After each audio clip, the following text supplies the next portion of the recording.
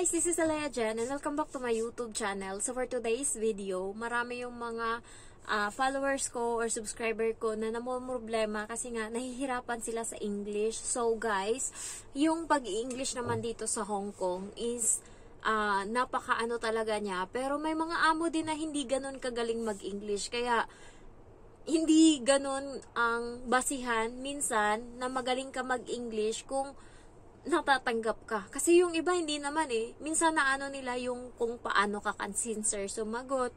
Ayan. So, kaya sa inyo, lakasan nyo lang yung loob nyo kasi always nyong isipin pag para sa inyo talaga yan. Ano yan eh, darating yan. Parang ano na yan ni God kung naniniwala kayo. Kasi ako guys, grabe yung paniniwala ko sa kay God na everything happen for a reason. Kaya kapag may isang problema na alam mo yung salungat sa plano ko, hindi ko dinidibdib yan. Hindi katulad dati na para akong baliw na, ba't hindi yan yung nangyari? Hindi yan yung ano, parang sinisisi ko yung dapat lahat sisihin, yung ganyan. Pero ngayon hindi na. Iniisip ko na lang parati kapag may mga nangyari sa aking bagay na hindi ko na control and na mali, is iniisip ko, wala eh, namali na. Kahit naman anong gawin ko, kahit magsisi ako, kahit mag-ano pa ako ng ibang tao, mag-blame pa, wala nang mangyayari kasi nga nangyari na. So, ayun yung pinangahawakan ko ngayon. Kaya every time, always ko na lang iniisip kapag may mga ganyan is positive lang. Kaya guys, yung pag-i-English naman talaga is matututunan mo lang din yan kapag nandito ka na sa Hong Kong.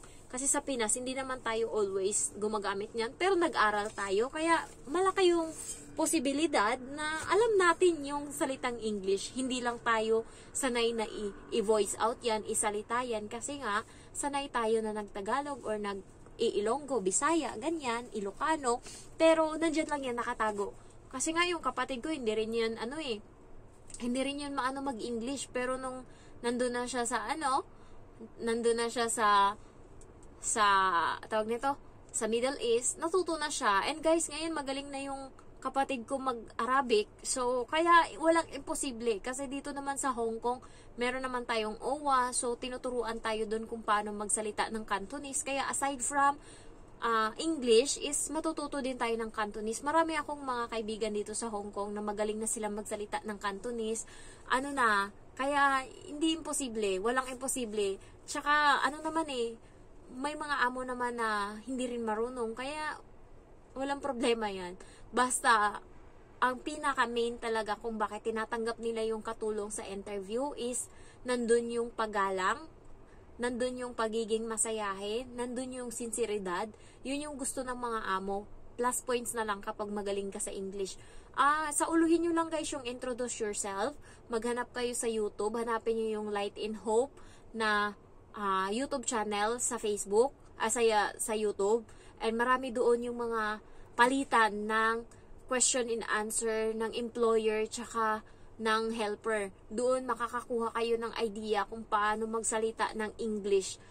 Introduce yourself. So doon, baguhin nyo na lang yung mga nila, qualification, pangalan, edad, ganyan. So nandun, isearch nyo Light in Hope Agency ba yun? Basta Light in Hope Agency, bound to Hong Kong.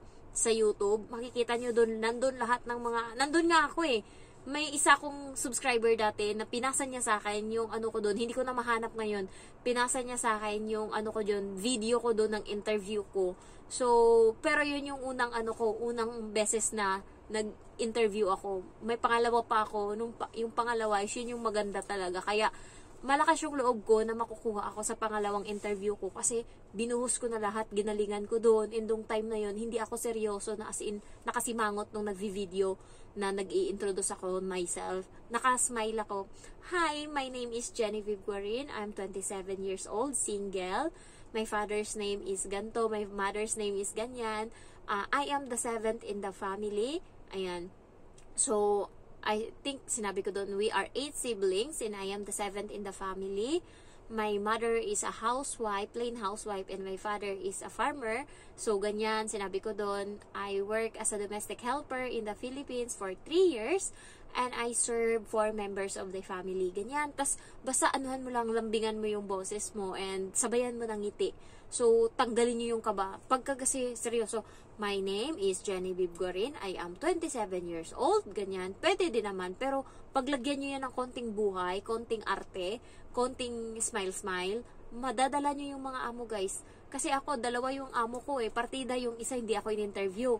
Diretso agad hire sa akin kasi hindi ko lang pinili kasi may aso and 5 adults. So, pinili ko talaga to para sa akin itong bahay na to. Kasi, ayoko na ng iba. Gusto ko to. Kasi nga, ano lang kami, 3 lang sila dito. Tapos yung bata, hawak ko na. Ano na yan? Sumusunod na yan sa akin. Nung nakaraan nga, nasabi ko ba sa inyo, inano niya ako, tawag nito, naligo, tas binasa niya ako. Ang nangyari, nagalit ako as in, kasi binasa niya ako. Inano ko ngayon, tinapon ko yung shower. Tapos, ayun, nakita ko siya, tumutulo na yung luha niya. Hindi ako nagsalita, basta tinapon ko lang yung shower. Tapos, ayun, tumulo na yung luha niya. Kaya, alam ko na yung bata, always kong ano sa kanya, ewan ko, sinabi niya na ata yan sa amo ko. Sinabi ko talaga sa kanya, once na padaanan mo uli ako ng ugali mo na nanakit ka, tas sumisigaw ka, tas maldita ka, iiwanan talaga kita dito. Bakit ako magtitiis sa'yo? Hindi nga kita anak, ginanon ko yan siya. Hindi nga kita kapamilya, ginanon ko talaga. Iwan ko kung nagsumbong yan sa amo kong babae. Hayaan mo siyang magsumbong para alam nila. Kasi nga, mas maganda din na may takot yung bata. Kasi, para makukontrol mo siya. Kasi kung hindi, yung ugali niya is lalala yan. And hindi mo na talaga, grabe. Yung ibang bata, grabe na. Cheche! Ante! Ganyan. Ay, puta talaga. Ako, tawag sa akin ng alaga ko, Jen lang. Jen, ganyan. Tapos, dati, gagano siya. Hey! Ay, hate na hate ko talaga yung salita na yan na, halimbawa, may nangyari. Halimbawa, nasagi ko ng konti yung kamay niya. Hey! Gaganyan. Ay, puta, nanggigigil ako. What's that attitude? What's that behavior? Gaganunin ko talaga agad. It's unpolite. Ganunin ko yan. It's not a good word. Sabi mo, hey, Genevieve. That's not, it's correct, that one. Hey, Genevieve. Don't say, hey, I'm going to be angry to you. So, ayun, binago niya na. Hey, Genevieve. Gaganon na yan siya. Tapos, minsan sinasabihin ko siya, shesh, Emma. Tapos siya may, shesh, Jen. So, ayan, nagiging ano na kami, banding. So, guys, ang ano dito, English is, ano siya, napaka, ano naman dito sa Hong Kong, madali ka lang matututo. At saka yung mga Pinay dito, na ano ko, hindi rin naman sila magaling mag-English talaga. Meron pang iba na, ano basta marunong ka lang umintindi, pag sinabi ng amo mo, yun lang mahirap pag slang yung amo. Kasi nga, kahit anong intindi mo, kung slang talaga, mabibingi ka talaga. You know what, Jen? Do this and do that. Ay, ganun talaga yung malala na English. Buti na lang yung amo ko, iba yung English ng amo ko. Ano, maintindihan mo talaga. Tsaka yung lalaki, mabilis siya mag-English na parang may tono na, Jen, can you do this please? Ganyan. Pero yung, Jen, can you do this please? Ay, ayoko ng ganyang English. Buti na lang yung amo ko matino yung English kahit yung bata. Kaya sabi ko talaga sa amo ko dati, buti yung English mo matino, maiintindihan ko. Sabi niya, nag-aral kasi ako sa British na school. Kaya yung accent ko, can you give me water? Water? Ganyan. Pag Chinese, can you give me water? Water. Ay, iba talaga. Kaya sabi ko sa inyo, pag napunta kayo sa amo na yung English is, malambot, yun, dun kayo magkakaproblema kasi iba yung intindi mo sa iba yung ibig niyang sabihin. Dun kayo mamroblema ngayon. So, guys, ayun lang. Huwag niyong intindihin yung English. Basta apply lang kayo ng apply. Pero galingan niyo sa introduce yourself. Basta laruin niyo lang talaga. Ang pinaka dyan is, sa YouTube marami dyan. Pwede kayo mag-aral ng English, how to do like that. And sanayin niyo yung sarili niyo na kapag nasa salamin kayo, nag-uusap kayo, nakikipag-usap kayo sa sarili niyo, nag-i-English kayo. And na pinaka the best talaga sa lahat is makipag-usap kayo sa AFAM. Maghanap kayo ng ang dating site and makapag-usap kayo sa AFAM. Pero huwag kayong mahulog kasi nandun lang kayo para matuto kayo mag-English. So, yun yung ano ko talaga. Isa sa dahilan kung bakit magaling ako magsalita ng English, yung accent ko, tsaka yung the way ako magsalita is siguro 80% doon is sa AFAM. Doon nanggaling. Ilan ba naman yung AFAM ko? Una, yung sa Sri Lanka, 8 months kami. Pero puro yan LDR guys, hindi ako nakikipag-meet up. Pangalawa is yung sa taga Maldives, 2 years kami, Gamit na gamit yung English ko doon. Tapos, ayan, ito ngayon sa bago, na kami, 8 months na din. So, kaya yung English ko is nahasa talaga. Tapos dito sa bahay, puro salita din English. Kaya, ayan, malaking bagay guys, yung nakikipag-usap kayo sa mga AFAM na English. Kasi nga, nahahasa kayo. And, ang medyo mali lang sa akin ngayon, minsan, is yung paggagamit ko ng present tense, past tense, ganyan. Minsan, na ano ko yung he sa she, pero hindi na ganun kalala. Dati, lala talaga yan. Pero ngayon, hindi na. Nagiging observant na ako doon. Nagkakamali na lang ako sa paggamit ng present tense sa past tense, yung paggamit ng on, at, in, ganyan. Kasi okay lang kung on the table, on the bed, pero yung gagamitin mo, I'm here at Popo's house, hindi ko lang alam kung tama yung at, or in, or of, yan, medyo nahihirapan ako dyan. Dyan ako nahihirapan, kasi nga, guys, kung alam nyo lang, yan yung pinakabobo pers ako. Yan yung pinakabobo ako sa lahat, yung English. Pag pinag-math mo ako, nag-graduate ako best in math, pero sa English wala talaga ako. Natutulog ako, marunong ako magbasa, magaling ako magbasa, magaling ako mag-spelling, pero gamitin yung mga present tense, past tense, ganyan, simple tense. Diyan ako bobo, hindi ako nakikinig. Tsaka yung mga teacher ko nung English, mga walang kwenta, hindi nagtuturo, puro lang paggawa ng tula yung pinagawa sa akin, Romeo, Juliet, ganyan lang. Kaya wala ko natutunan.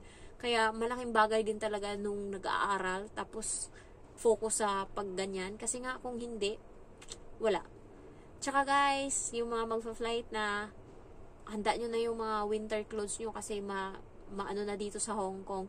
And magdala kayo ng, hindi ko lang alam kung anong oil yung bagay sa katawan nyo, pero magdala kayo ng oil kasi nga nagkaka-rashes na. Yung may mga sugat na ako, nagsisimula na. And ayan, dahil yan sa sa tubig, kahit yung pinapaligo ko ngayon cold na tubig, pero ano pa din siya sa hangin siguro, nagda-dry, nasusugatan, cold na nga tsaka magkakaroon kayo ng dandruff dahil dyan. So isa din sa issue is lagas ng buhok. Ayan, ginagawa ko, cold na tubig yung inaano ko, sinasabon ko siya, and cold na tubig yung binabanlaw ko dyan. Pero may falling hair pa din. Pero hindi katulad ng iba na nauupaw na talaga sila. Ako marami pa rin naman. So yun lang guys. Thank you for watching and I love you all. Bye bye.